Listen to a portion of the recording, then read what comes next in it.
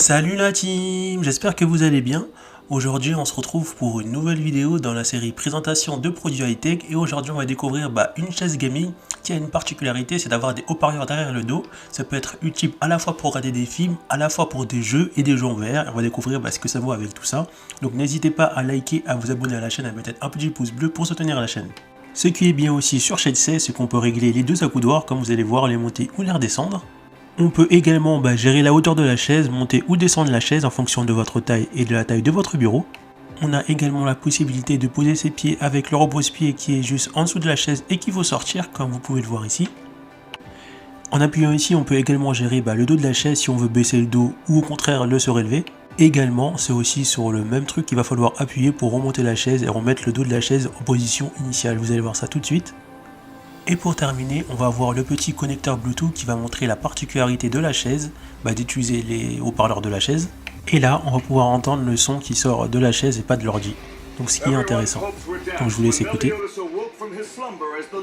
Après vous avoir brièvement présenté les caractéristiques techniques de la chaise, on va découvrir comment monter cette chaise ensemble. Ensuite, on va voir ce qu'elle vaut dans les gaming, que ce soit dans les jeux VR et non VR, et aussi pour les films. Et finir par un compte rendu pour montrer les points positifs et négatifs de la chaise gaming.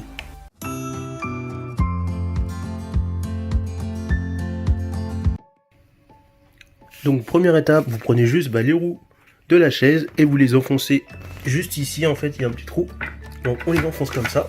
Hop. On fait pareil avec les autres roues. Voilà, donc la première étape est faite. Et le seul défaut de chaise 16 pour l'instant, c'est que le montage, comme vous pouvez le voir, est en anglais. Donc c'est dommage, mais bon, on va le faire comme ça. Ensuite, vous devez mettre ces pièces l'une dans l'autre pour que ça fasse ça. Il y a 3 pièces qui est dedans. Et ensuite, une fois que c'est fait, c'est très simple. Vous prenez cette pièce-là et vous prenez cette pièce-là. Donc, on peut voir ici. Et vous faites tout simplement ça. Vous mettez ça ici. Et vous récupérez ça et vous le mettez à l'intérieur comme ceci. On voit que ça va directement venir s'enfiler. Ensuite, on va passer à la troisième étape. Donc on va mettre les vis et monter ces deux trucs là. Donc c'est très simple. On va récupérer ça et celui-là qui vient de l'autre côté. Et le mettre ici. Comme vous pouvez le voir avec les trous qui sont juste à côté. Et on va le visser avec ça. Donc deux vis M8 diamètre 30. Et on va fixer ça avec la clé fournie. Donc je vais commencer, je vais le faire. Donc on se retrouve pour voir le résultat. Donc voilà. Donc vérifiez juste à mettre ça, à le visser correctement et pas le visser de l'autre côté. Faire attention de bien visser dans le bon sens, comme ceci. Et maintenant on va passer à l'étape suivante. Ensuite on passe à la quatrième étape. Et là pour cette étape là, je vais avoir besoin de ça et de ça. Et de vis comme ça. Et de petites vis comme ça et avec ça. Et on va tout simplement venir prendre ça, le placer ici. Et faire pareil de l'autre côté et visser.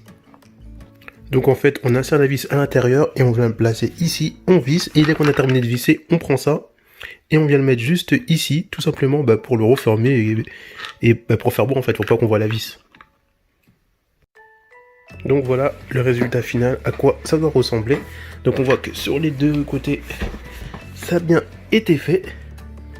Donc voilà le résultat final, une fois que c'est bien installé. On voit que la chaise commence à prendre forme. Ensuite, on passe à l'étape suivante. L'étape 6, on va juste venir installer ça. Donc on va faire ça ensemble.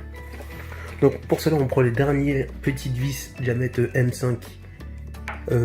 On prend les dernières petites vis M5 diamètre 8 et les derniers petits embouts. Et en fait, c'est qu'on va prendre ça, on va venir l'enfoncer ici dans le trou comme j'ai fait ici. Et on va le mettre comme ça et on va rentrer la vis à l'intérieur et visser et faire la même chose de l'autre côté. Pour que ça soit plus stylé, pour cacher en fait les parties métalliques. Et voilà le travail, une fois que c'est bien fixé, maintenant on passe à l'étape suivante.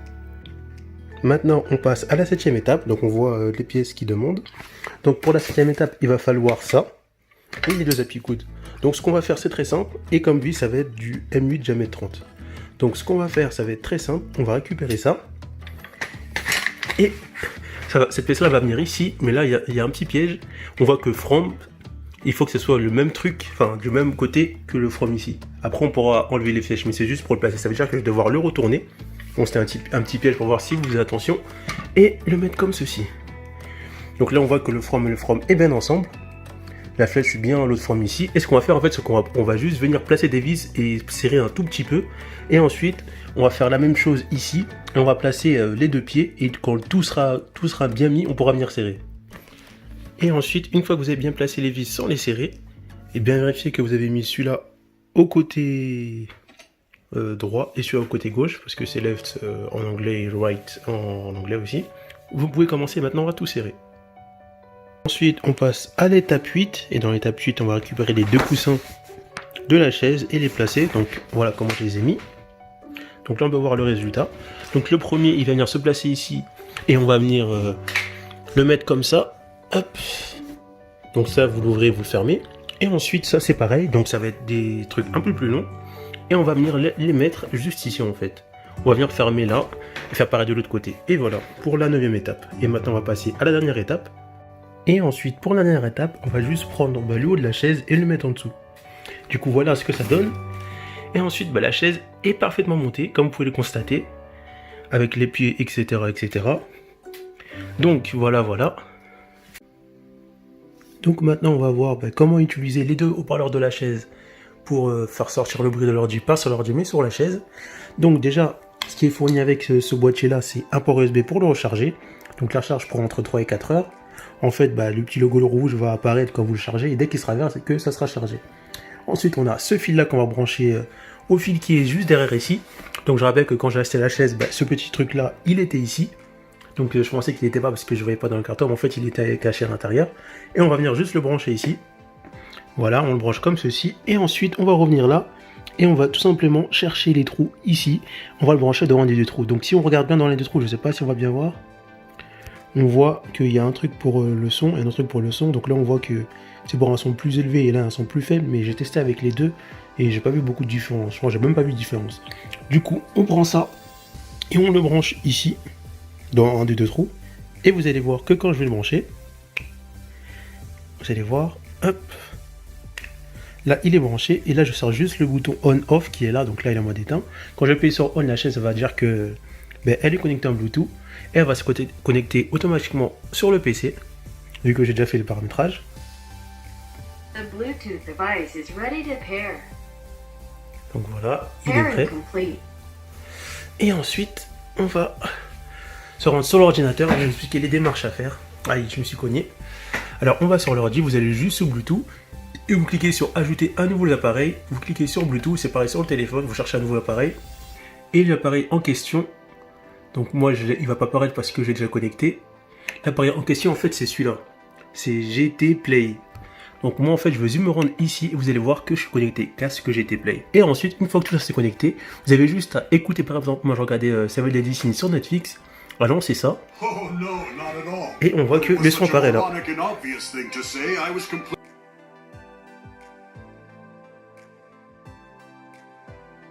Après avoir essayé les haut-parleurs de la chaise, mon verdict est sans appel. Oui, le son fonctionne bien sur les deux haut-parleurs, mais pour avoir un beau son qui sort derrière vous lorsque vous regardez un film, il va falloir mettre le son de haut-parleur minimum à 50 sur votre PC, voire plus pour avoir un bon son.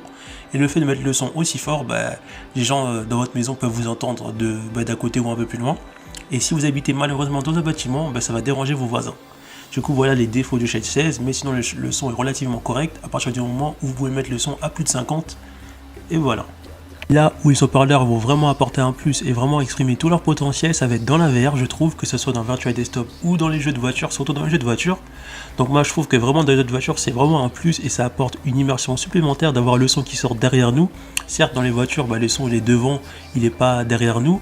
Mais le fait d'avoir quand même un son qui sort pas du casque audio ou du Quest ou du PC mais qui sort derrière nous, c'est quand même une immersion supplémentaire. Donc je trouve que c'est vraiment agréable, surtout dans les jeux de voiture ou dans les jeux où on est assis. Donc ça apporte vraiment une immersion supplémentaire. À partir du moment où on monte le volume à plus de 50%. Alors avec Virtual Desktop, j'ai été agréablement surpris. Mais bien sûr pour ça il faut mettre le son au moins à 70-80.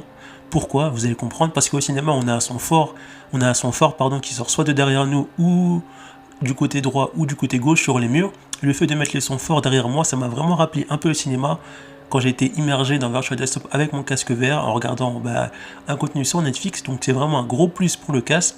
Pour le cinéma VR, ça marche à merveille. Mais le petit défaut, c'est qu'il va falloir mettre le son vraiment à plus de 70 pour vraiment avoir la sensation d'être au cinéma avec le son. Mais sinon, c'est vraiment un gros plus pour Virtual Desktop et aussi pour les jeux et jeux VR.